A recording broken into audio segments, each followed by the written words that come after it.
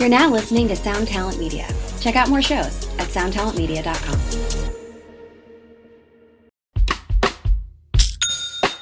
When you think about businesses that are selling through the roof, like Skims or Allbirds, sure, you think about a great product, a cool brand, and great marketing. But an often overlooked secret is actually the businesses behind the business, making selling and for shoppers buying simple.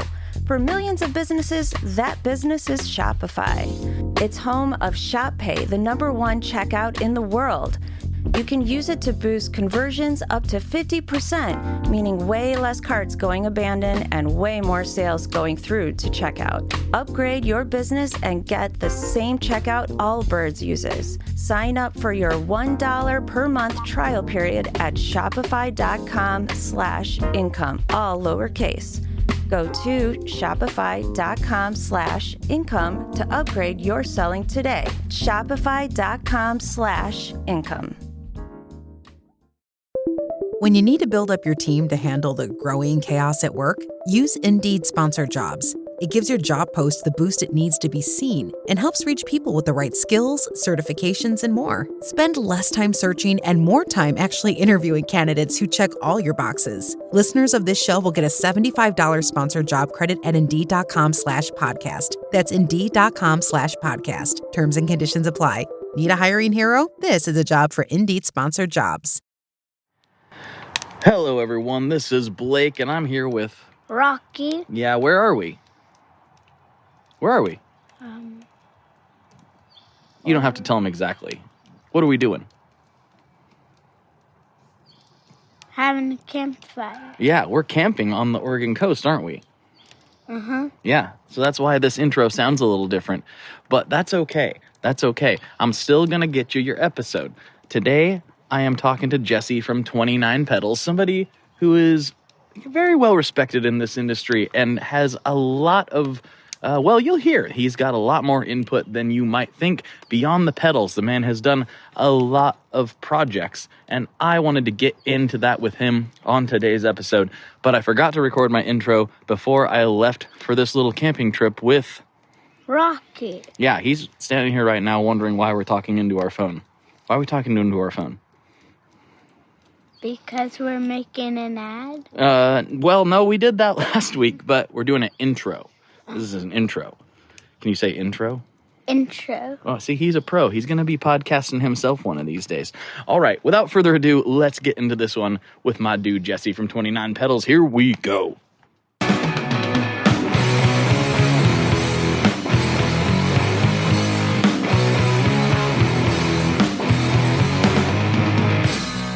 Hello, everyone. Welcome back to another episode of the Tone Mob Podcast, a show about guitar stuff, occasionally, sometimes. I'm your host, Blake Weiland, and with me today, I have Jesse Honig from 29 Pedals, a long overdue guest for this podcast. Hello. Yeah, we talk about it all the time when I see you. I'm doing great today. How are you doing? I'm doing really good myself, getting ready for an actual weekend. So great. I haven't had one of those in a minute, so that's going to be nice. Really excited for that. And how's the weather up there today? Yeah, and I'm talking to you. Oh, great. Weather? Yeah, the weather's it's nice. It's hot for me. It's not hot for people who live in hot places, but it's gonna be like 85, and I start ripping my sleeves off if it gets above 70. So that's my move. Yeah. I think that's a fair move. How's it down there? It's pretty good. It's like gray and overcast today, which is not common for Los Angeles, but so I enjoy it when it happens because it's uncommon.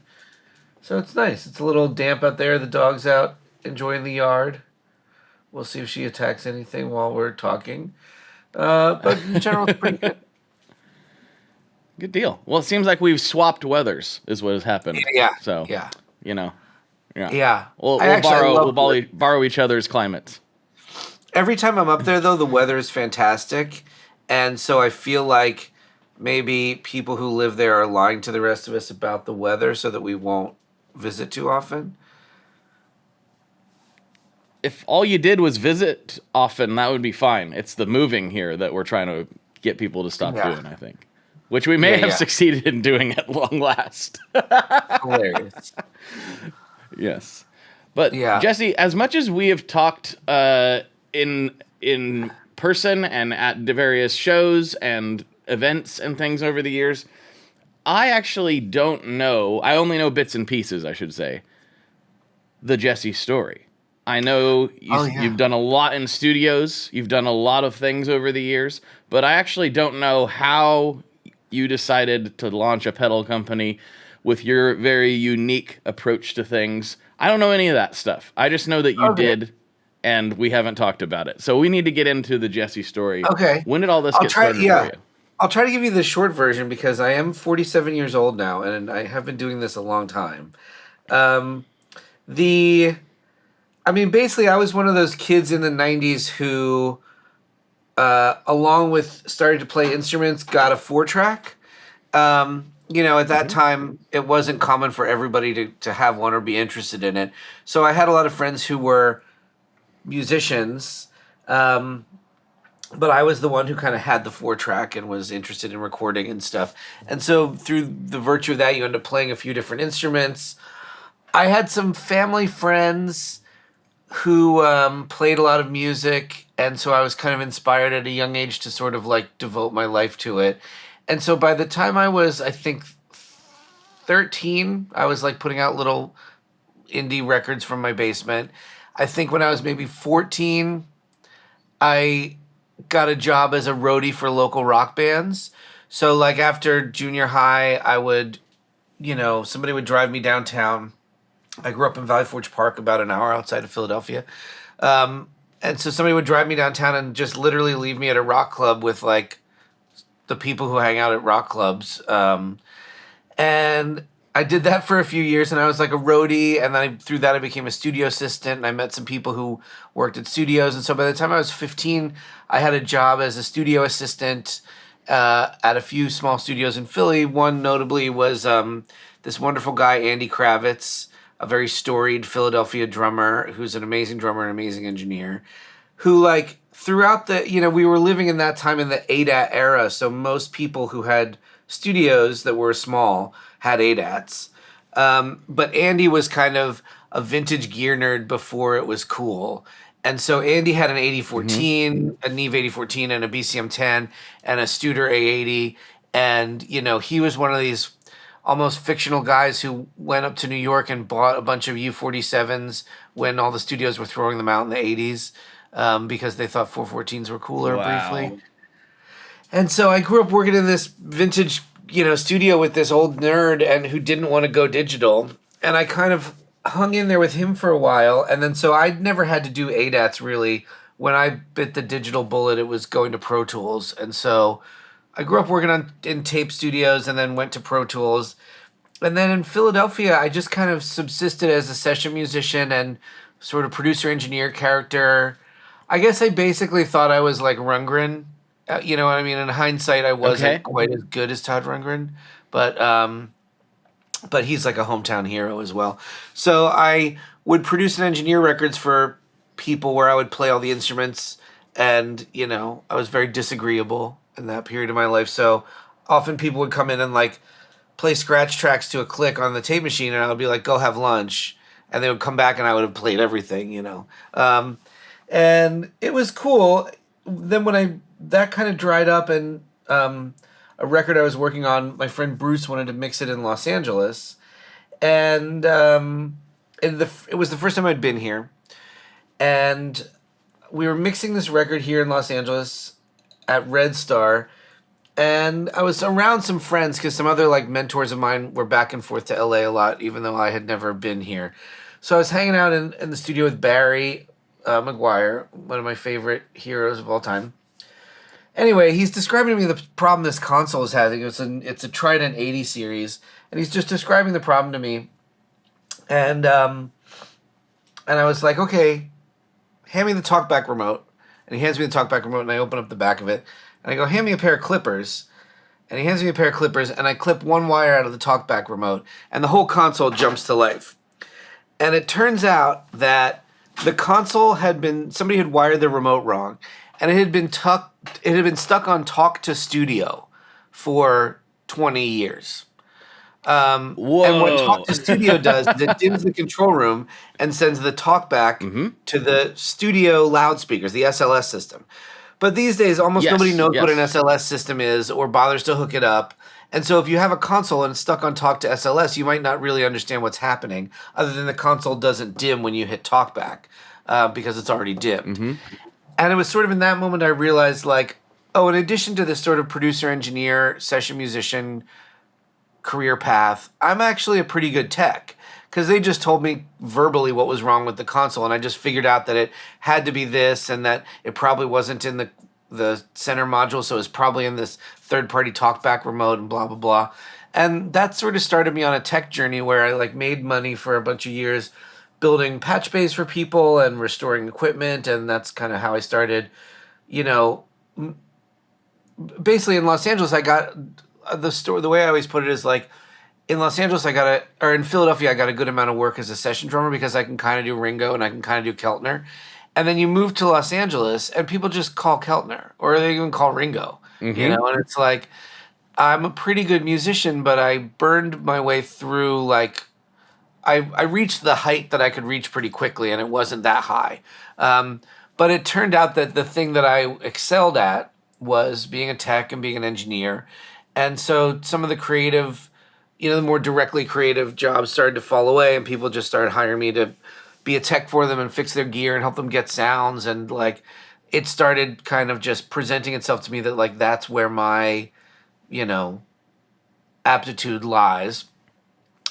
So eventually I got a job at the Village as a bench tech where I just fixed every broken piece of gear in that studio, a really famous studio in West Los Angeles and Santa Monica. And then during that time, I made friends with another engineer, Erica Earle, and she got poached by Slate Digital to fix some hardware problems that they have. And in the poaching where they were grabbing Erica, she was like, "Well, you have to hire my friend Jesse to work with me because I need a competent tech working alongside me." And so that started my journey with working for different brands. And so I worked at Slate for a few years, and you know, being a tech for a long time, you kind of learn how gear works and you learn sort of what good gear feels like on the inside or what it looks like on the inside. But I realized at some point that Slate had sort of paid me to learn about manufacturing, and I had to start learning how to design PCBs on PCB software. So I went from a person who could read a schematic and, you know, upgrade something to somebody who could actually like generate the files you needed to make new gear. And then I wasn't quite ready to launch something of my own, although I started prototyping a lot of stuff then. I went to work for Ivana Manley at Manley Labs for a few years because she's another hero of mine that I wanted to spend time with. She's an amazing person who is a great engineer and crafted an amazing brand, and I really admire her story and her work as an engineer. And so I went to work for her for a few years, and then when that kind of fizzled a bit, just because of some things that were going on with the world, because it was the pandemic and me personally and her company, it was just kind of time to part from that. And rather than, I don't know, find another brand to work for, I was just like, I can make my own now. And EUNA was the first thing I wanted to make, and so I spent a while designing it. And you know, then I just sort of, I made like 10 or 15 of them, and because of my work in studios, I know a lot of great guitar players. And so I handed them out to some great guitar players that I know. And then I started making more, and a few people started buying them, and then it kind of trickled out, like from the first tier of people that I knew to the second tier of people that I knew. Like at that time, I knew Blake Mills very peripherally because I spent a few years working as the front of house engineer at Largo. I knew him from there, but I didn't yet know Mason Stoops, but I had a friend who knew Mason, and so like basically it started to filter out from the first layer of guitar players I knew to the second layer, and a few of those people were very well known, like Mason Stoops and Blake Mills and John Mayer and stuff like that. And I mean, John just bought one day, like from the website. I was really surprised to come in. You look at your like web orders and you see John Mayer in there. That was amazing. And then we kind of got to know each other. He had a room at the Village, so like we knew each other a little tiny bit, but not very well. And then so like after that starts to happen, then some of the guitar influencers started picking it up, like Mark Johnson especially, and Andy Pitcher, and Emily, and all these.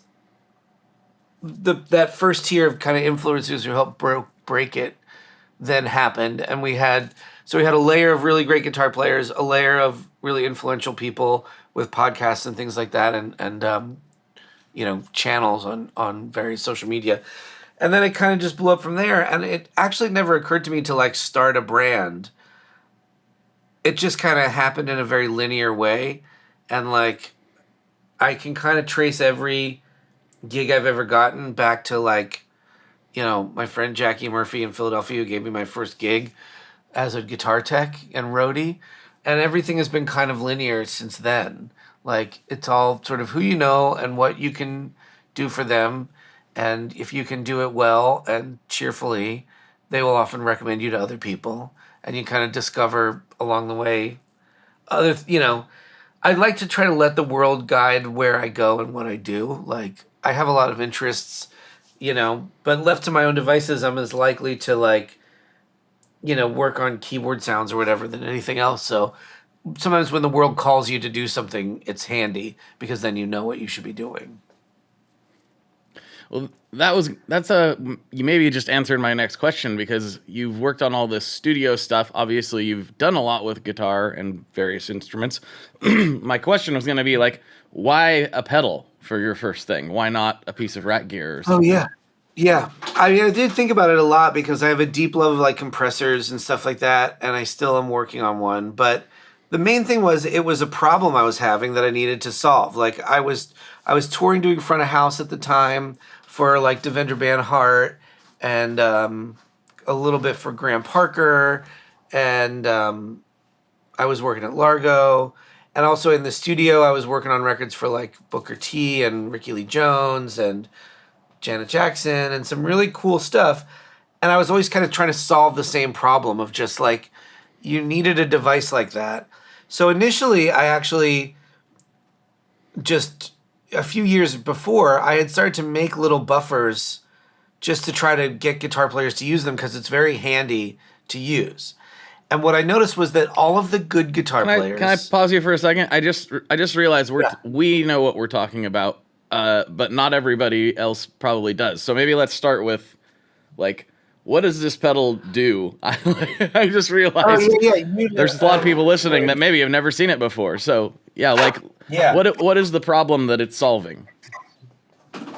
Like, basically, I became one of these engineers that really tried to get all the guitar players I was touring with and working with in the studio to, like, plug your guitar into a buffer of some kind and then run it out to wherever you're running it to. Because guitarists can't drive cable to save their life. And also a lot of the things that you want to plug it into don't have great input impedance or great hi-fi characteristics or whatever. But I built more conventional ones at first. And when I was touring mainly, and I brought them and I tried to get like my friend Joe, who played for Devendra at the time, and Devendra and all these other people, and I was touring with Michelle and Degucello, so I gave one to Chris Bruce. And all these guitar players with great ears, they were like, I see the problem that this solves, and I would like to solve this problem, but buffer circuits sound... And I really dug into it, and it's true. And it's like, I try really hard to, even though I'm a huge talker, I try really hard not to talk too much, like, when talking about this kind of stuff, because I don't like to position myself as just like, your sucks and my good. But basically, the way most buffers get put into things, buffering is the thing a circuit does, and often people try to do it in the cheapest, easiest way possible because, if you're building even something like an overdrive pedal, you're spending all your time and effort, in the overdrive kind of world. And if it needs a buffer on the input, or if you need to have buffered bypass for your design, then often those kind of things are an afterthought and you just use the data sheet and you call it a day. And I kind of just had this little idea, like, well, what if you made a circuit that did buffering? Because I think of buffering as something a circuit does, not as something a circuit is. Something that did buffering, but was built with a lot of love and built like a hi-fi console circuit. Because I had spent all this time, I restored Robbie Robertson's Neve before he sold it, and working at the Village, you're always working on the 88Rs, and they're just beautiful on the inside. And I was like, what if somebody designed something as simple as like a buffer for a guitar player, but that just was a better sounding, better feeling circuit? And I ended up with this kind of like, it's more like a 2-stage line amp, like you would have on the line input of a high-end audio console, just optimized for guitar. It's got all this in it to keep the impedance high at high frequency, because a lot of circuits that like they'll write 1 meg on the box because they put a 1 meg resistor there, and that's what everybody says. And it's fair of them to do that because impedance is really hard to measure. But impedance has a frequency component. So as you go up in frequency, a lot of these devices roll off their impedance. Like to use Boss as the whipping person, even though they're not the only offender in this world, they write 1 meg on the box, and it is 1 meg at 1K. But up by like 10K, it's down to maybe 500K or less. So you get this roll-off effect to the top end. And there are guitar players who like that sound. And like there are really good versions of stuff that do this. Like the one of my favorite boosts that isn't mine is the what's it called? Hang on really quick. The EP booster from Exotic, right? The EP booster from Exotic is an example of a really good sounding circuit that is very warm. If you put it on a scope, it's got a fair amount of high-end roll-off. You don't necessarily hear it as like being dark or muffled when you're playing it because it's a good sounding circuit. And so there are a lot of guitar players who like those kind of warmer tones, especially when they get up into overdrive. I kind of love this like crisp, open sound that is often harder to get in guitar gear because high-end is often either brittle or crummy sounding, or you have to add it with EQ. But the guitar, if you listen to like Chet Atkins a lot, the guitar does that. The guitar is putting that out. It's just that the things receiving it often can't reproduce it because of the weakness of the signal. So it's basically like a hi-fi buffer replacer. And I don't mind when people call it a buffer because that is what it does. Although, like, it's a bit of semantics because it's like, it is more like a 2-stage line amplifier than a buffer. But if you call it that, I'm not mad because that is what it does. Like, that's the category that it gets filed in at the guitar store. And, like, that's fine with me. I don't mind. I'm not mad at that. Hey, Vincent, did you hear the news? No, Rocky, what is it? Maris just released a new pedal. They're always making that good stuff. What is it? They really did it this time. They finally released the Autobit X. What the heck is an Autobit X? It's a modular degradation and texture engine that's packed with 80s nostalgia. What's nostalgia? I don't know, but old people seem to like it. Hey, I'm not old. Whatever. But what does it actually do? Sequencing, scratching, VHS delay, and a whole lot more. I'm on Maris.us, and it says it has bit crushing too. You know it does. Dad, can we get an Autobit X? Why, certainly, kids. Why don't I just log on to Maris.us and order one for you and for your brother and, well, for me, and, well, we'll get one for the whole family. Yay! How exactly do artists get their music on Spotify, Apple Music, Deezer, Tidal, all these services? How in the world do you get your music there? Well, in the past, you had to use something called a record label. But these days, you can use DistroKid. DistroKid is the absolute easiest way to get your music up on streaming services, and it's the most affordable way to do so. Not only do plans start at $22.99 for the entire year, that's less than $2 a month, DistroKid also does not take a cut of your streaming revenue, unlike some other services out there. Even better if you sign up by going to tonemob.com/distrokid. That's tonemob.com/distrokid. One more time, that's tonemob.com/distrokid. You'll get 30% off. That's right, 30% off their already extremely reasonable prices. So go to tonemob.com/distrokid and get your music out there. We are brought to you today by Sweetwater, specifically the Gear Exchange. You may have heard about this. This is a place where you can go to buy and sell your used gear. Maybe you got a pedal over there that's just kind of collecting dust. Maybe there's something you've been eyeing from the Sweetwater catalog. Well, right now is a great time to turn that unused gear into something you're actually going to use. Even better, if you sell on the Gear Exchange, you can keep 100% of the sale as long as you choose a Sweetwater gift card as your payout method. That is not too shabby because, let's be honest, most of this buying and selling we do is just to fund new gear purchases, and that is a great way to reach a wide variety of customers and keep 100% in your pocket, or rather on your pedalboard. So go check out the Sweetwater Gear Exchange and turn that unused gear into something that's actually going to help you write that next huge riff. And yeah, so it mainly involved out just like working with guitar players and seeing what they needed, you know, or what I thought they needed as an engineer. And, you know, we've sold over 5,000 of them now, and there's like 5 or 6 on the used market. It's like people who buy them usually like them and keep them. And there's a lot of guitar players out there who probably don't need it and they're not buying it, and that's fine. I don't need everybody in the world to have one, because I don't, again, like there's lots of people who like other kinds of sounds and stuff like that, and I'm not mad at that at all. This is just like to help get some kind of like, you know, when you can really get a hi-fi guitar sound, the delay blooms in a really interesting way and the reverb can bloom in an interesting way in a dense kind of mix. You know, I do kind of like come from that grunge, shoegazy, goth kind of world where it's really handy if the bright part of the guitar part can pop in a beautiful way without having to sound too pokey, you know?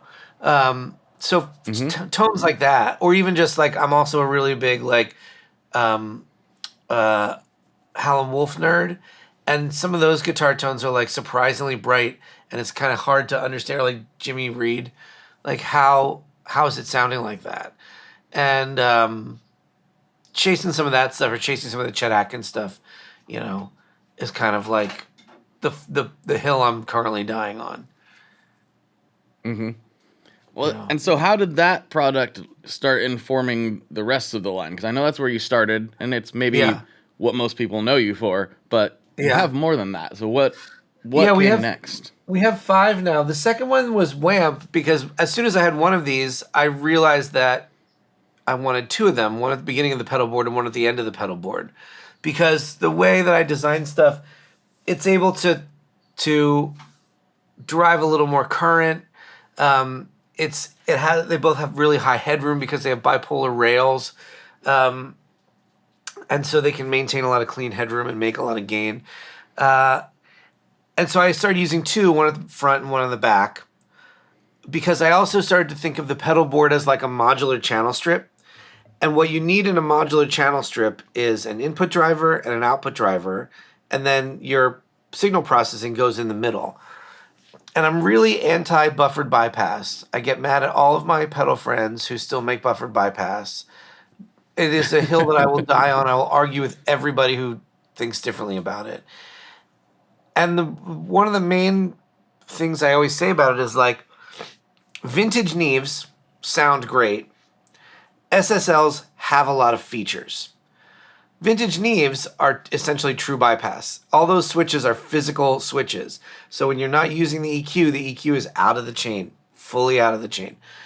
SSLs are full of tons of FET switches, which are basically similar to like, it's a buffered bypass with a thingy on it.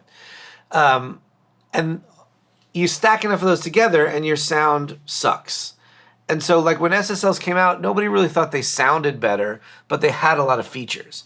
So it is true that when you start to have a big pedal board, it can seem logical to use a lot of buffered bypass because it solves a lot of switching noise that you'd otherwise have to solve, or DC offset that makes the switches pop, level jumps with impedance mismatches.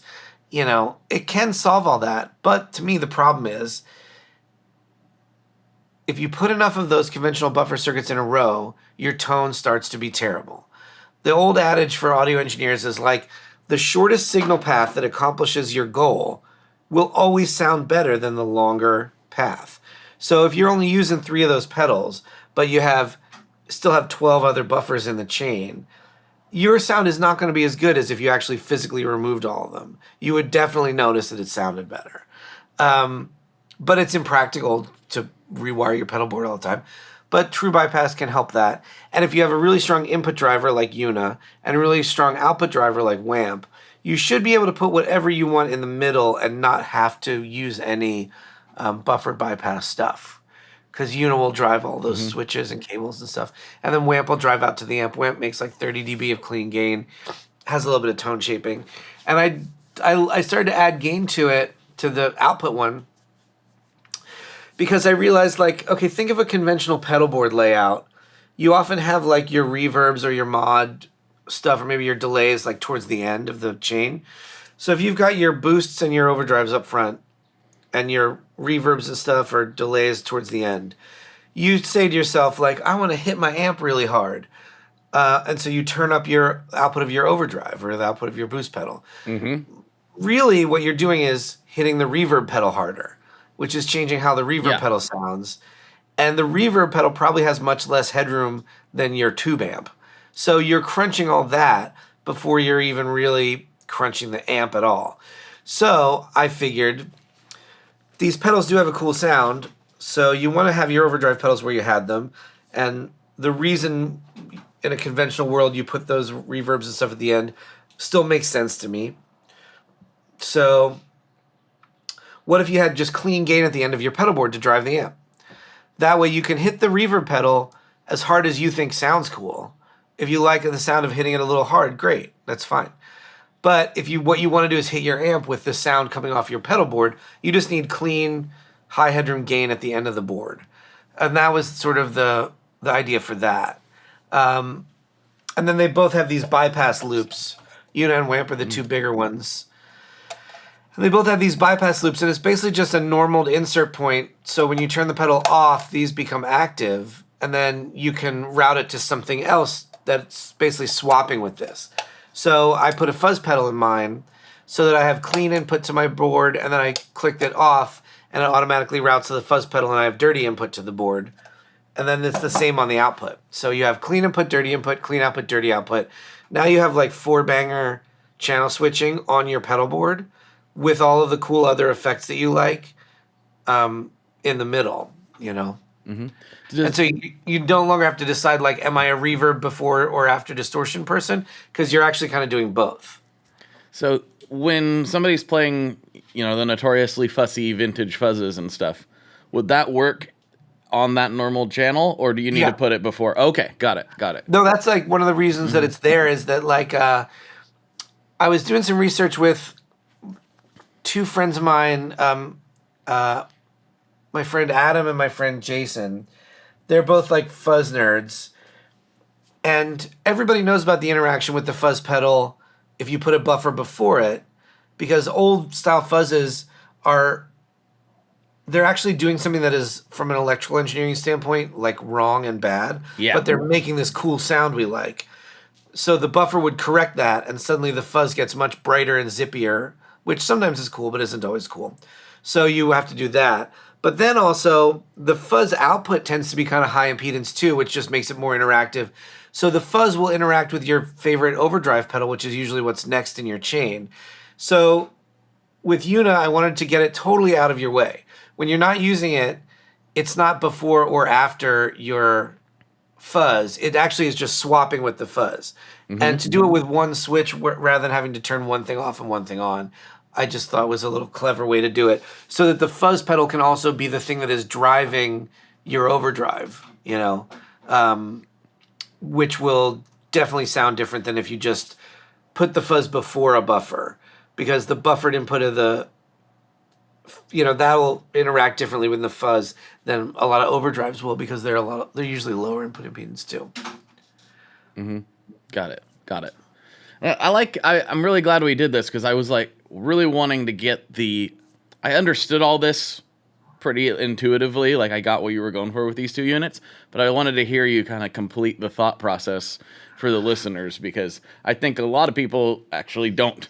And so I think that was a helpful tale to spin. Yeah, it's like, hopefully it can help you find if there's a sound you're chasing that isn't immediately available with other pedals, that tends to be the person who likes my stuff a lot. Is like, if you've tried a lot of stuff and it's not quite getting where you want it to go, the way I design things is a little different, and the way I look at things is a little different. And so some of my devices might be helpful, Like, the overdrive that I make and the fuzz that I make, they're not it's not like they're not rocket science. It's not like they're full of unicorn tears, right? But the way the circuits are all tweaked, I usually just start with a blank piece of paper, and I don't really like, because I don't really like, I'm over cloning things. I don't like to do it personally. I'm not mad at other people who do it, but for me, it's like, I don't want to make and sell things that it's just like, and this is a big muff, Like, I just don't do that personally. But I try not to get on everybody else too much about it. But what that means is, like, you start with an op amp on a piece of paper and you start adding stuff to it.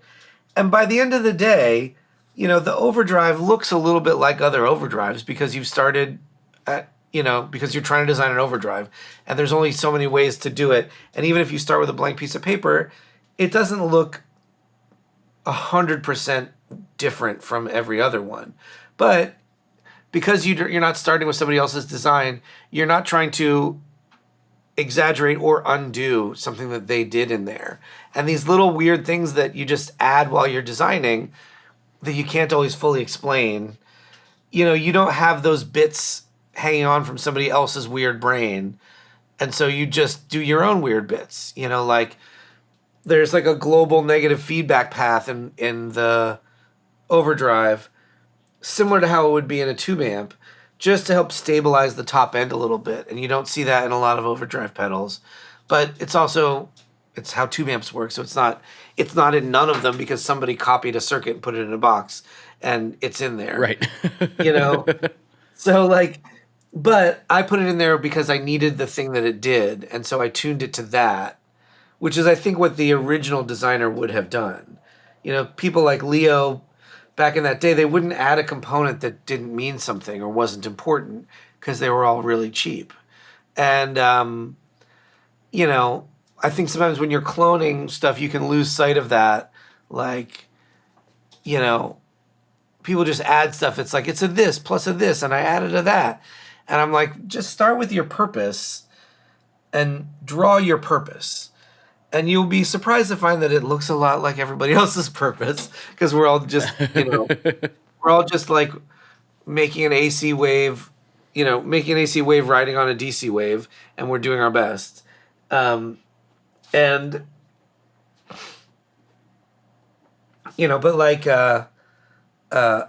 I do like having a philosophy behind it. I think that's an important thing if you're going to, like, step out into the world of doing this, rather than, like, because I think otherwise you just get stuck in the, well, now I guess we should do a phaser, or whatever. And it's like, I'm never going to do a phaser, because the phasers that I want already exist. I don't need, there's not a phaser shaped hole in my world. I have friends who make cool ones. There's cool vintage ones. They're fine. I try to only fill holes that, because I buy a lot of gear too, I try to only fill holes that aren't already pretty well filled, Mm-hmm. Or at least try to do it. Like, I'm in the very early stages of, like, what would probably be the most boring concept ever, and I can't say any more about it because it's still really early. But I'm realizing, I'm like, but it's it's filling some holes for me that Uh-huh. that are otherwise unfilled, which I didn't think like would be a thing. Like everything's been Yeah. thought of already, right? No, everything hasn't been thought of already. It may feel that way, but there are still problems that need solved in the musical instrument market. And like, Totally. I was surprised to stumble across an idea that I was like, I don't see this anywhere. And so maybe it'll see the light of day. Maybe I'll realize it's a terrible idea and not do it. But for now, I'm just kind of excited about this. But I am recognizing like this is the most boring thing I could possibly be solving right now. Well, I mean, welcome to my world. My hit product is a buffer. You know, like it's pretty boring stuff. Right. But it turns out that like I think it's also like, especially if it's something for you where you're like, I genuinely want this. I think that's really a powerful thing in our business because there's so many people, again, not to call it anybody specifically or something because I think that's rude, but I just mean in general, this happens in most businesses and especially in our business. There'll be a person who wants to have a guitar pedal brand and then they need to come up with guitar pedals because they want to have a guitar pedal brand. And those can be successful, but I think if you let yourself focus on like the thing that you really deeply, genuinely actually want and need that just isn't available in the market currently, it's a much more powerful place to come from. Like, you know, I mean, you already do all the trade shows and stuff like that, but when people come up to you and they go, well, why did you do this? You know, if your answer is, you know, I got tired of there being no chair that had a built-in guitar amp, you know, or whatever. And then people, oh, the chair amp, it's a great idea, you know. Like, you know, I think it's also like helps you keep your sanity through the bullshit of dealing with like having a business and having to advertise and having to go to trade shows and, you know, try to sell your to people. You know, like we're very lucky that we don't have to do a lot of advertising, but we're also very small because of that. You know, like I'm very grateful that all the cool kids know who we are, and I'm very grateful to be on all their pedal boards. But there's a lot more pedal boards than that, and I'm sometimes like reminded that I don't like. You know, we don't have to advertise, which is good, but we're on a very small number of pedal boards.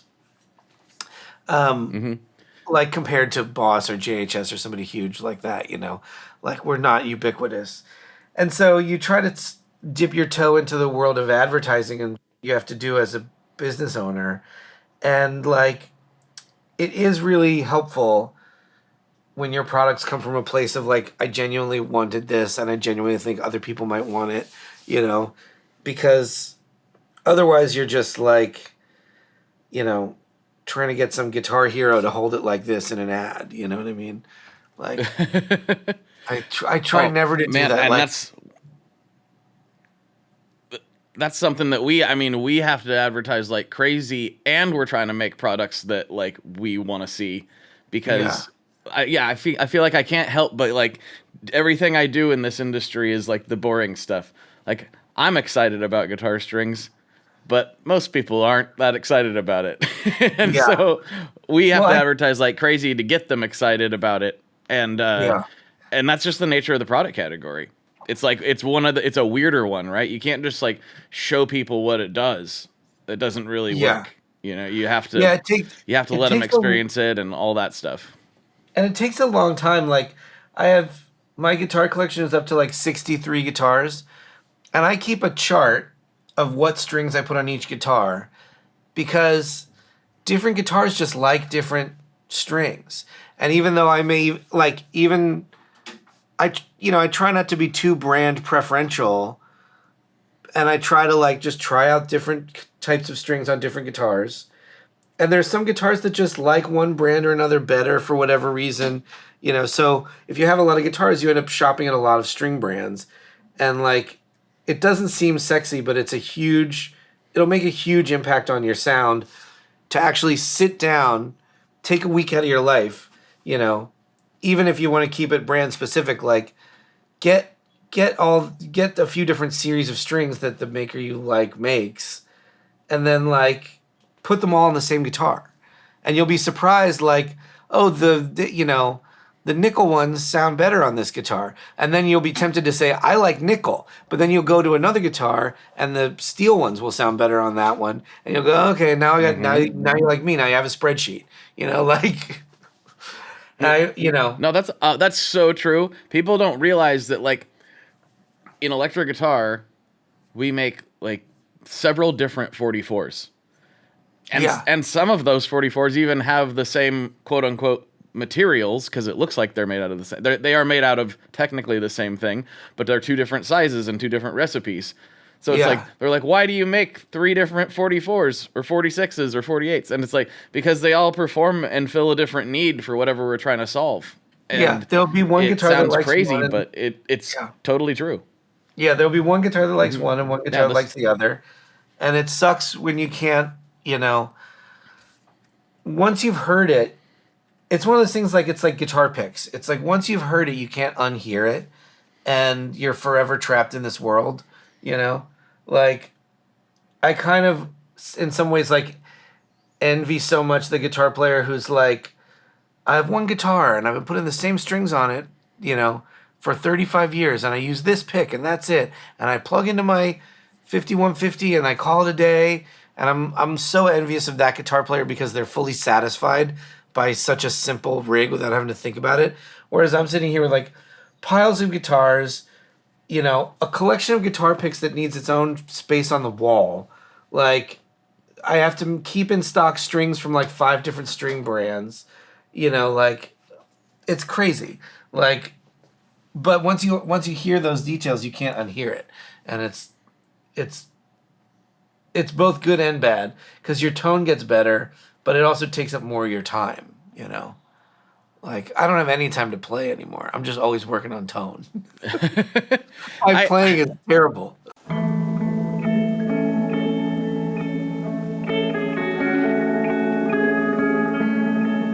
Hello there.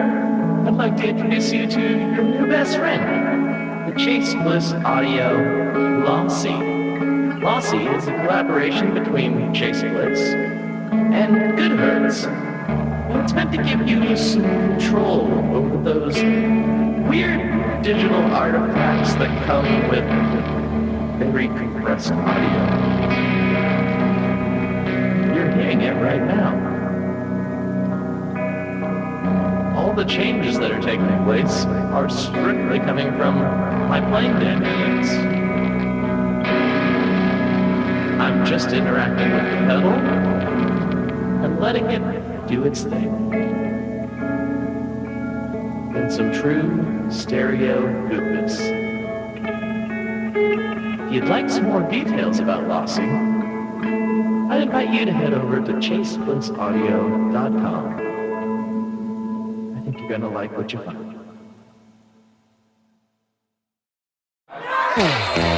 This summer, soccer is here, and so are the watch parties. And Uber Eats has your game day essentials covered. Everything you need to keep your crowd happy, delivered straight to your door. Get wings, pizza, chips, dips, fresh ingredients, and more.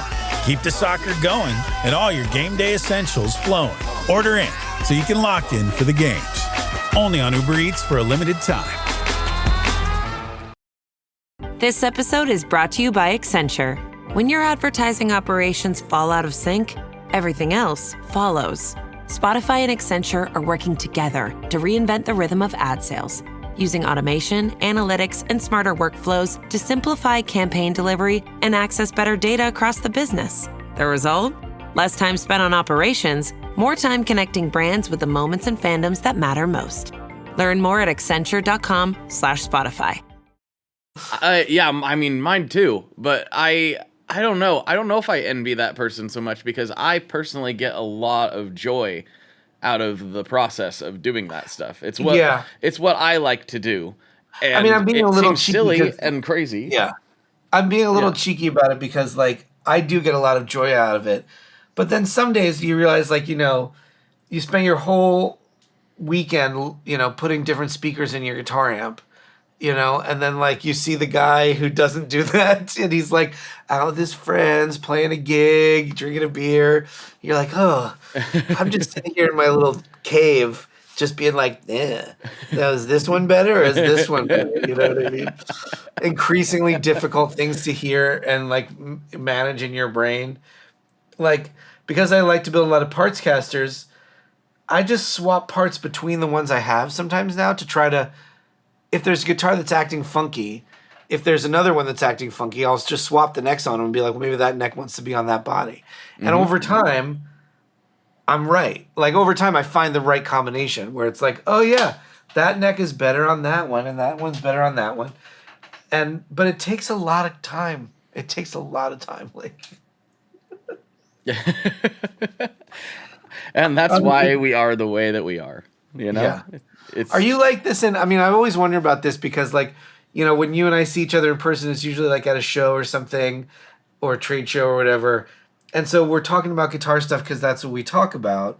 But like, are you like this in other areas of your life too? Because I'm like, I fix my own car and I'm a really serious cook. And I just find like I have to take everything down to the nuts of it, you know what I mean? And I'm like, I'm not satisfied until I've taken it apart. Like you know, my wife gets on to me sometimes because I won't even call an electrician. I'm like, I can do this. I can learn how to install this electrical thing, you know? So I was like, you know, changing fixtures in our house and it's like, just call somebody to do that. I'm like, no, I should be doing all of it, you know? Like, are you like that in other areas too? Oh yeah, I have to be careful with like the things I want. There's a lot of things I'm interested in that I just have to say I'm not really gonna do that because I'm gonna get really into it. Like, I really really like a lot of different things. I'm a car guy. I really like that stuff. I used to be into before music took over. I was kind of into guns. My dad was a gunsmith. Oh wow! And but I like kind of capped that before it got out of control. Fortunately, guitars totally took that over, which I'm actually thankful for. So, but I was interested in like the mechanics of it. Like, how does this work? Yeah. Like the nerd part, like the really nerd part, and that's everywhere. Like I like all that kind of stuff. And I have to be careful with like what I'll let myself get interested in because I'll go down the rabbit hole on anything that has, I've realized anything that has gear, whether it's cameras or guitars or whatever, if there's a gear aspect, I want to look at the specs. I want to know all the stuff about it. I want to compare things. I do that with everything. Yeah. And I mean, I'm in a bowling league. But I have bowling balls now. You know, it's like, oh my God. I have the powder. I have the little sticky things. I haven't gotten the wrist guard yet, but we're thinking about it. We're getting there. We're getting there. Yeah. But at the same time, with things that I don't have any interest in, I really, really don't have any interest in them. Like, I'm not a yard person. Yeah. Or sports. Yeah, I don't really care about sports. Yeah. I just like I have just a hard time manufacturing any interest in it, you know. I do like gardening a little bit. My mother and my wife are both very serious gardeners, and so like I can kind of get into it, but I have to watch myself because like I put in a sprinkler system for her earlier in the summer, and it's like I started to get really into it. And I started going down to the garden every day and tweaking this and doing that. And I'm like, nope, this is not my thing. We're not doing this. You know? Yes. Like I'm not going to. That's funny that you. It's funny that you said that specifically because that was one of the examples I was going to give of something I'm not interested in. Like I don't care about my yard or any of that stuff. I mean, I don't want it to look horrible, but I don't really I don't water my grass. Like I don't do that. Like and I basically like maintain it so it looks like somebody lives there, and that's it. And my wife and I, when we moved in, the people that we bought the house from did not take care of anything. Not the yard, not the house. It was a terrible mess. We had to renovate the whole thing. It was Oh wow. It was gross. It was very, very bad. But the people before them, we saw pictures of that, and they had it beautifully maintained with all these really nice plants and all this stuff. And those plants were still there. And are not. We kept trying to kid ourselves and be like, we're gonna maintain this rose bush and we're gonna do this, and then it would just get away from us and have all these problems. And then finally, my wife's like, we're not gonna do it. Yeah. Get rid of it. It looks worse trying to have a bad rose bush there than trying to have no rose bush there. Like, just get rid of it. Get it out of there. And she was right. So we've actually like removed a bunch of that stuff because it was like a self-realization thing. Like, we're not yard people. Like, stop pretending that you're a yard person. Maintain it to a level that you can, and that's good enough. Like, don't lie to yourself. Put in one of those like ponds that sort of does itself, and then just never look at it ever again. Exactly. never think about it. So like when I get into things, I get really into them. But if I have no interest, you have no worries about me like exploring too far into anything. Like, but I also kind of like though one thing I have swapped things over time. You know, like the music took over from like the firearms, and I was always a musician, but like for like 3 years I was really into like all the specs on different things. Yeah. And then I switched that for guitar pedals, and it's completely taken over my life. Yeah. I mean, so much so that I was not in this industry. I forced my way into this industry because I wanted to talk about this stuff all day long. That's just kind of how my brain works. You know, that's cool. It's weird, for sure. Well, I'm glad you did. But you've always been in it. I guess so. I mean, I did like kind of dedicate my life to music at a young age. There were 2 or 3 guys that I knew who I kind of just got that impression that that's what they had done when I was still very young. And I kind of just made that decision. There was a brief moment where I thought I wanted to work in photography or something. I got a job as a photographer when I was like 19. And like an assistant to a magazine photographer. And that was fun. But apart from that, with the exception of like the odd menial job in slow times or whatever, I've never really done anything else professionally. Like, I've had just about every job you can have in the music business, but I haven't really like done anything. You know, it's like this is what I've always done. Like, I tried for 1 year of my life having like a corporate job. I worked at TV Guide for 1 year in the turnover to Y2K, if you remember that far back. They had to hire a ton of people to do data entry because basically they were one of these companies where they tested their system. And so TV Guide was one of those systems that would have just turned itself off on, you know, Y2K. So they hired they built a new system, and like, that's what, like, it's funny that it kind of vanished and nobody talks about it anymore. But like, what everybody did when people started to realize it would be a problem is everybody tested their individual systems, and some of them broke and some of them didn't. And if yours broke, you had to fix it, especially if you were like a bank or whatever. But I had a friend who was like HR at TV Guide, and she was like, "You're broke and you've got nothing going on in the studio right now. Come do data entry at TV Guide. It's like free money, and you'll still have nights and weekends free to do whatever you want to do." And I was like, okay, I'll try that, because I do know some people who, you know, prefer to keep their creative endeavors like funded by other means rather than try to make the endeavor fund itself. And so I tried it out for a while. And it's like, that's when I started drinking. I had never had a drink in my life until I started doing that. And I started drinking, and I started like, I was just utterly miserable. And I realized like, no, you kind of have to make it pay for itself, because you can't tolerate like corporate bullshit.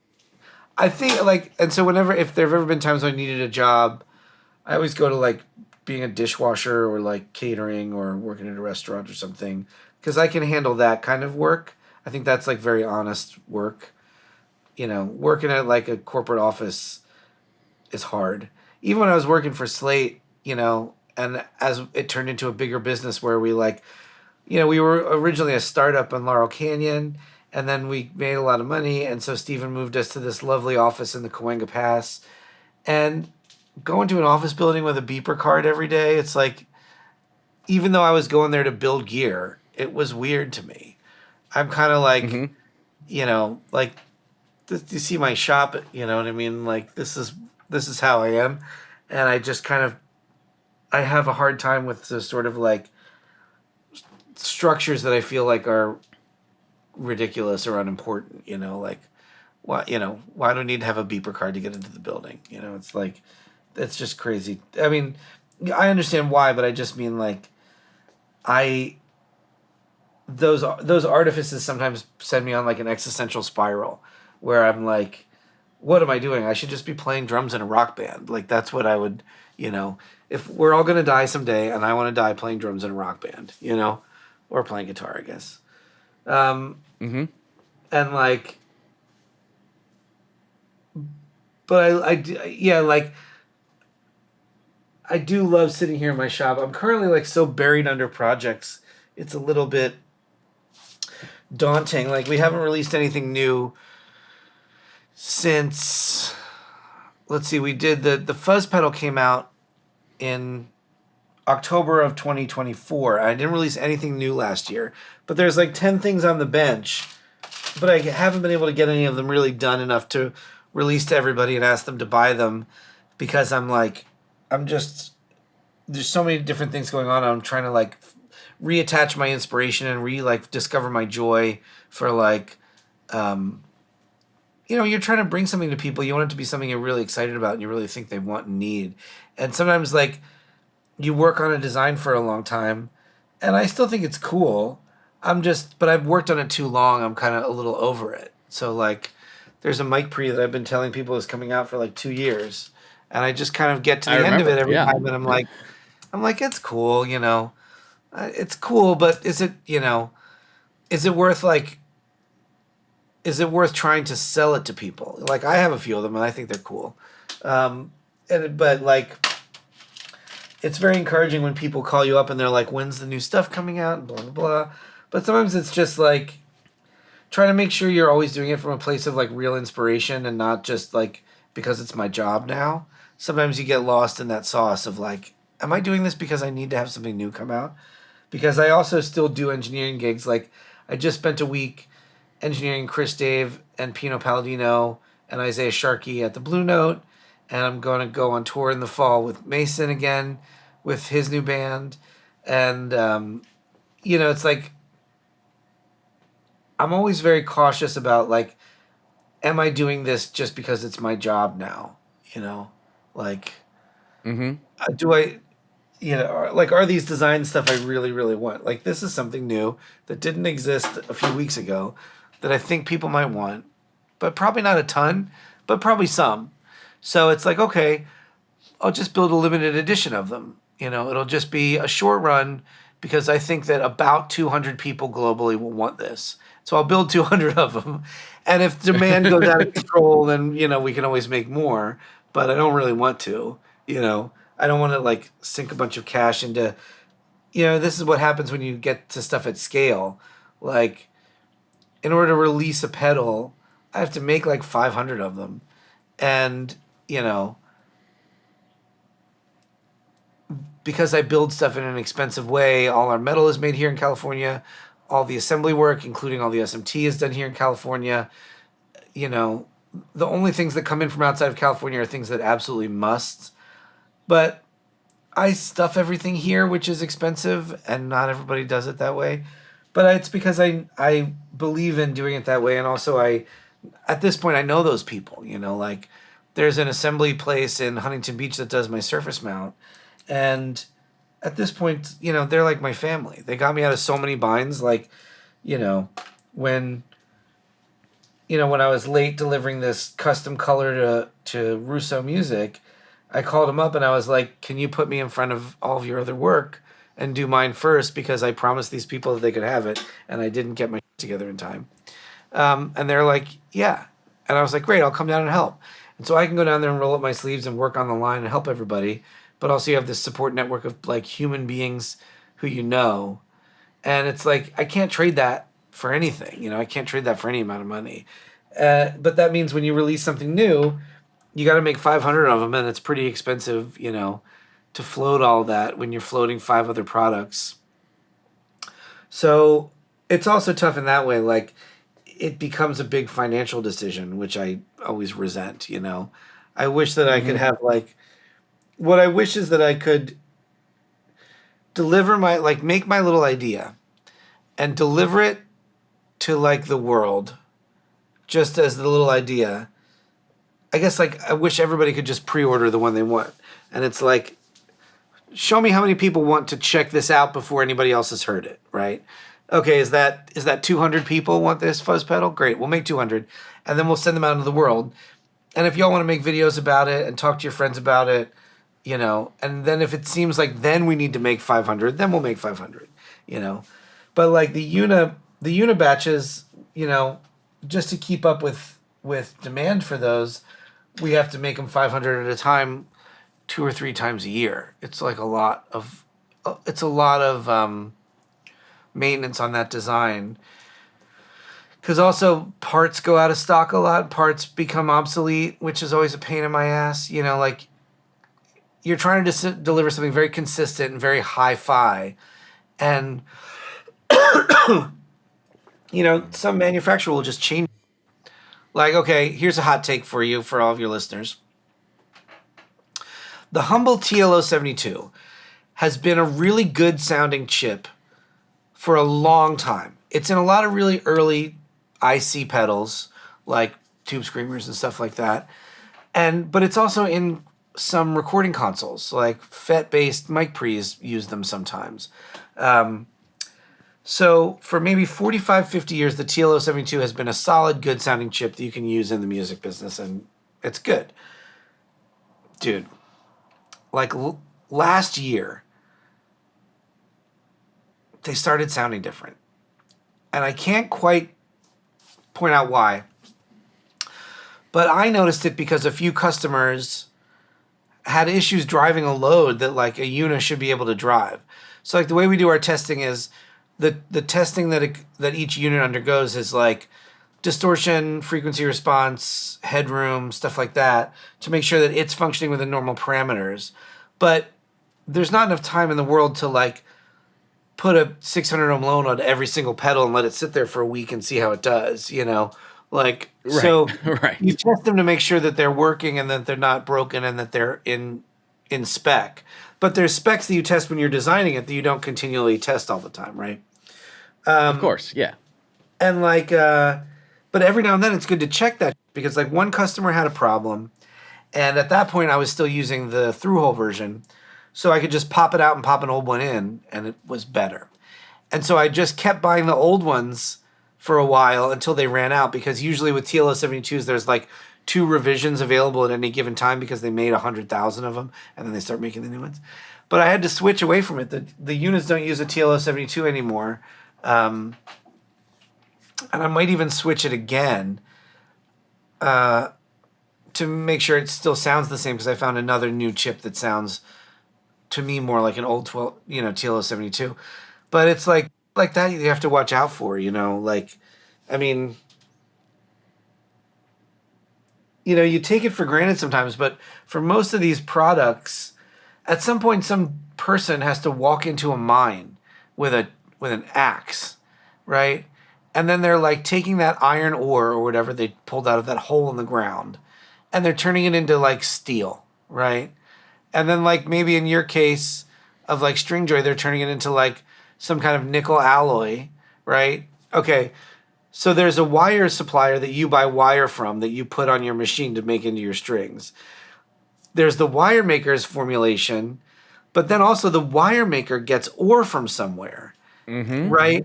And so it's like my friend Paul Wolf, who's a really famous and amazing audio designer who taught me a lot of the I know.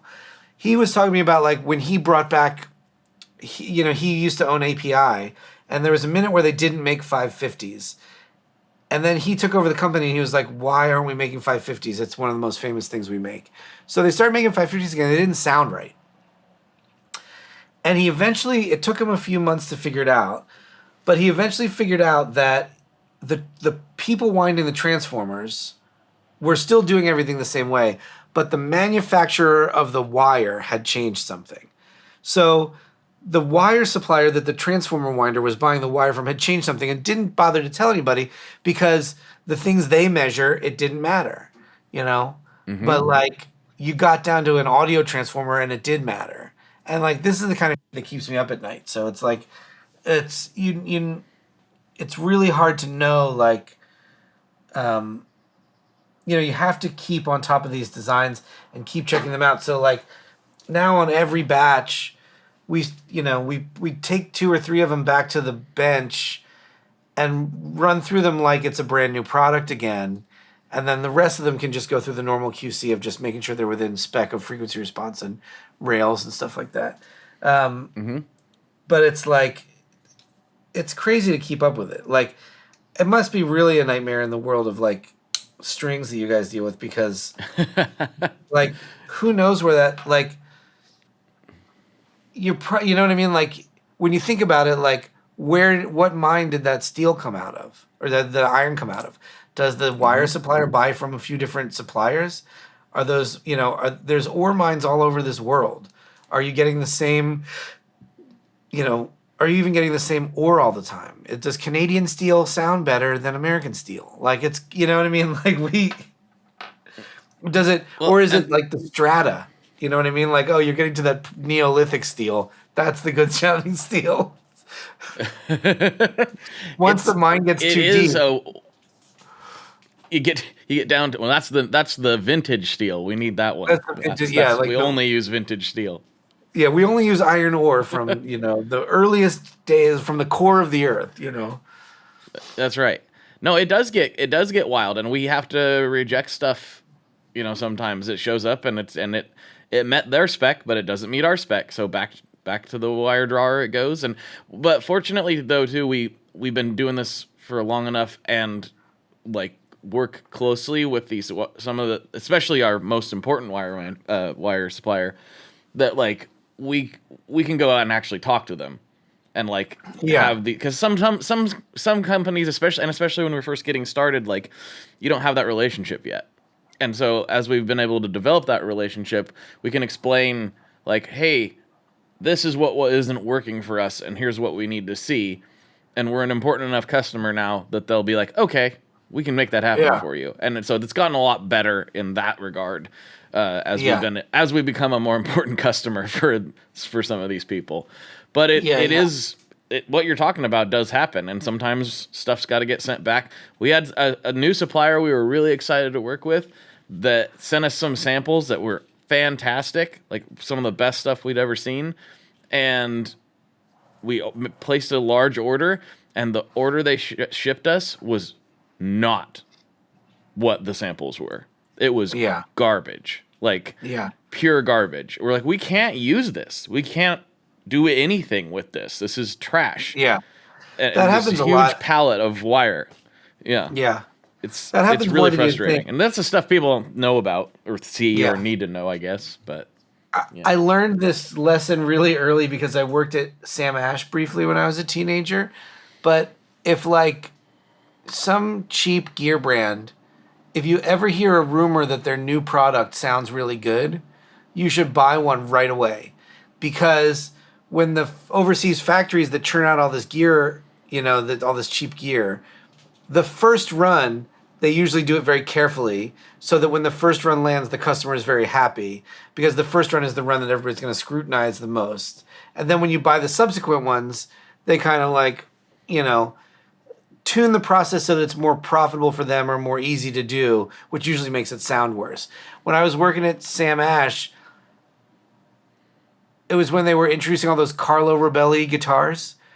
And they had this one I forgot about those. 4-string bass that was like designed to be like a Spectre. Dude, the first 10 of those we got in were spectacular basses. And we were like, there's no way this bass is $100. And then the next run of them came in and they were just pieces of shit. And they're like, okay, I get it. And so now it's like, anytime a big gear brand or like somebody who made their overseas comes out with something new, and if somebody says like, oh, actually the Behringer Neve mic pre sounds pretty good, it's like, okay, buy one right away, because that one probably will sound good, but over time they won't sound good anymore because they're not, Also, like, especially in large scale manufacturing, you find that you turn these things over to less and less qualified people. So like the first time you're doing something, the designer of the gear is following every step of the way. The designer of the gear is scrutinizing what knobs they're putting on it, But once it's turned over to manufacturing and the designer's onto something else, the people over here, they don't know what anything sounds like. and they don't know if one cap sounds better than another, and they're just substituting a cap based on the specs on the data sheet. But data sheets never tell you anything about AC waves or how anything sounds. They just tell you DC. So they say, okay, this cap is 20 cents cheaper than this one, and they perform the same at DC. So we'll put this one in, we'll save ourselves $1 million. The designer doesn't even know about it. It goes into manufacturing, and then it comes out and now the Behringer Neve doesn't sound as good as it used to or whatever. And it's actually a pretty logical and easy to understand system when you really put your mind to it. But it does mean that you should buy if anybody's ever like, that new Audio Technica mic is actually great. It's like, get one tomorrow, dude. Low serial numbers. Low serial numbers in all cheap gear, Jesse, we are approaching the end of the main episode. We're going to slide over to Patreon and get into all kinds of nonsense. But before I do, I have... we'll let the listeners decide. I think you did great, personally. Okay, great. Yeah. Great. So I have 2 classic questions I like to wrap the main episode up on. But before I do, I like to give the guests a chance to take the stage, plug anything you want to plug, shout out anybody you want to shout out, say hi to your great aunt. The floor is yours, man. You're not listening to The Cure enough, although I'm happy they've gotten some press recently. Only mustard on a hot dog. Go to the bar. Go to the pub. If where you live has something that is like a pub, go there. Because there's some of the last third spaces on Earth. And I'm really a big proponent of going to your local pub or your local bar and hanging out and meeting people who live in your area. Because it might be the only thing that can save us from the spiraling nightmare of global geopolitics and capitalism run awry. It may turn out that going to your pub and having a beer can do a lot of good work in getting us back to a sane and sustainable world. Just because that's where people talk about things, and you can really change people's mind at the pub. And also, beer is easily the greatest thing that human beings have ever invented, next to the electric guitar. I used to be into home brewing, so that was one thing I had to leave behind. I would love to. Yeah, next time we hang out, you got to teach me some stuff about that. I've never tried brewing at home, but I would like to learn about it. Oh, I'm way out of practice. I've it's one of those things I've forgotten 3/4 of the stuff I used to know about it, but I could give you the basics. It's I want to start. I actually built this room. I was gonna put my home brewing stuff over there, and I got my gear out here and went, there's no room for that. And that was kind of the end of that phase of my life. I'm actually thankful for, but it was a fun time while it lasted. I want to learn about making cask ales because I just think they're so cool. And that's always what I try to drink when I go to the bar now. I've had enough. I still love a dank West Coast IPA, because that's the main popular style out here still. But I've really fallen in love with an English grandpa beer, And I like those cask fermented living beers. They've got a lot of probiotics, dude. They're really good for you. We're gonna get into this on Patreon. I'm gonna save my beer chat for that. All right, here we go. Final questions. Yeah. First one. What is your favorite Boss pedal? My favorite Boss pedal, actually, I know this offhand. It's the DD5. I love the DD5. The DD5, because I own 2 of them. Because I like the kind of percussive layered delays, but as delays have gotten fancier and they're synced, I don't like it. I like them to be freewheeling, so you have to kind of dial them in to be in the rhythm you want. And so instead of a fancier delay pedal, for a long time I just used 2 DD5s. I love it. I like it. That's a good answer. I think the DD series across the board is a little slept on these days. I like that. I like the sound of the DD pedals a lot. Yeah, their analog delay algorithm in that one is better than most actual analog delays. It's so nice. So good. All right, final question. Yeah. What is your favorite kind of pizza? Favorite kind of pizza? I mean, my father's from New York City, and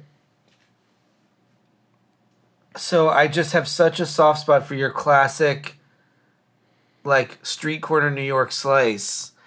I'm not even that hardcore about it, like, because I feel like every street corner pizza place in New York is pretty good. I'll often do some roni on there. I also like meatballs, like when sliced meatballs on it.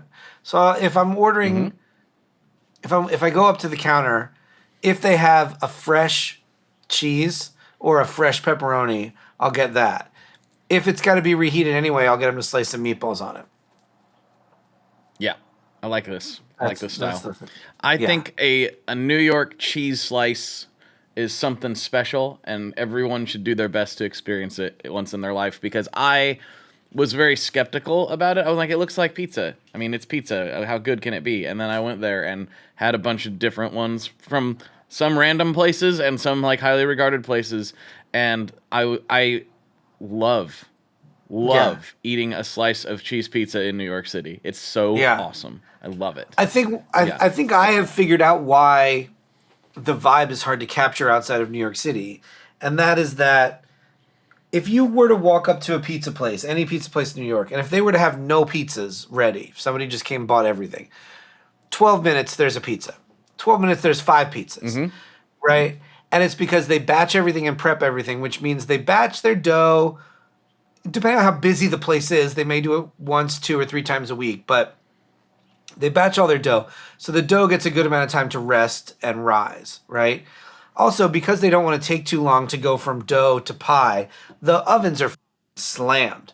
So it's like, if you bake a pizza at home, somebody will tell you to do it at 450. It's like, do it as hot as your oven can go, because that's how a New York pizza place does it. They're doing it so fast. Everything is optimized for speed.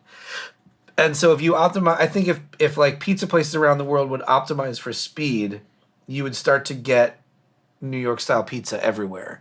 But because here in California, we're very happy and laid back, everybody wants to say like, oh, I took the time to make the dough the right way and to do this and I very carefully grated all the cheeses and I selected the cheeses. It's like, those pizzas are also great, and in some ways they are superior. However, if what you're trying to do is the New York slice, you know what I mean? It's kind of like when there's a guitar player who's famous for just plugging right into the amp and getting a great tone, and then people are like, I've recreated this guy's tone with these 4 pedals.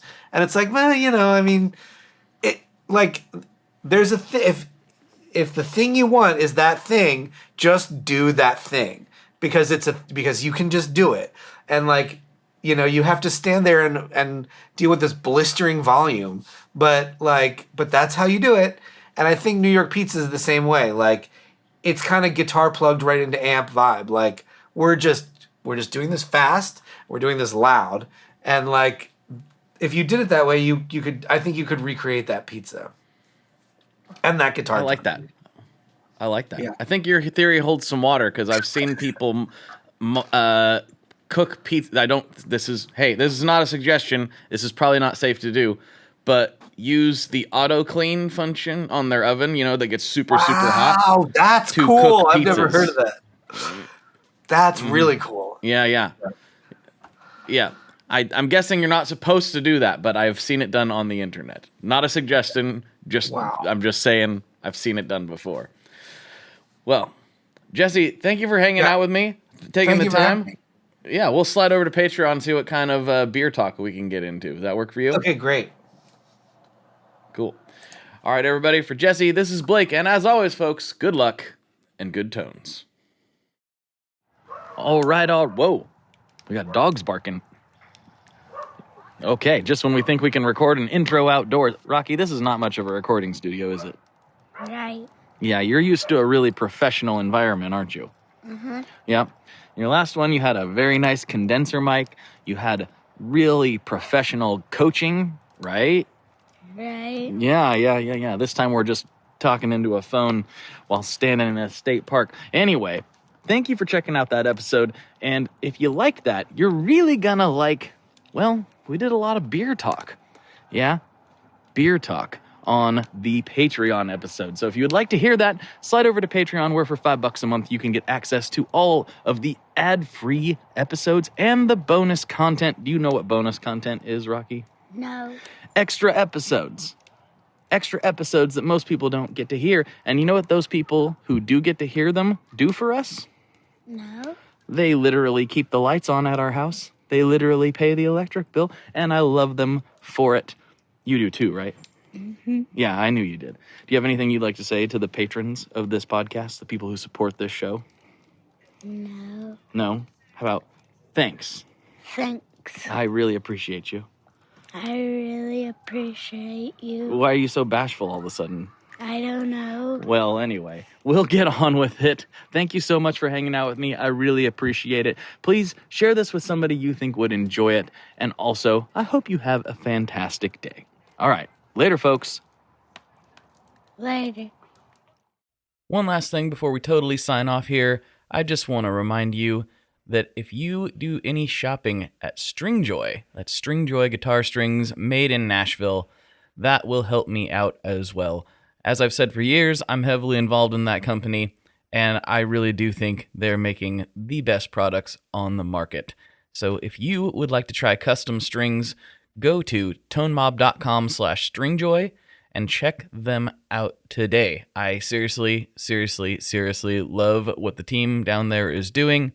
I help them out with all kinds of things, and by you supporting them, you are also supporting me as well. And hey, you need some strings, so why not get some custom strings just for your guitar and playing style? Again, the link for that is tonemob.com/stringjoy, and that will take you right to their website, and you can do all your shopping through there, and that will help everyone involved out. So thank you very much. Talk to you next time. We are brought to you by the wonderful folks at Gun Street Wiring Shop. Yes, Gun Street Wiring Shop. I've talked about them before. I used to say based out of Bend, Oregon, but guess what? Sean moved to my neck of the woods. Sean's in Portland. Sean is awesome and has helped me with a bunch of stuff lately. And if you have wiring needs for your guitar, he can help you too. If you want to get weird with it, he can get weird. If you just need to spruce things up a little bit, there's your guy. He takes all the guesswork out of doing your guitar wiring, and he makes it simple, and his customer service is top-notch, and I can't say enough good things about Gun Street as a company. I really respect Sean and what he's all about, and the product is top-notch. I've got 3 different guitars that now have Gun Street harnesses in them, and I could not be happier. So go to gunstreetwiringshop.com and check them out.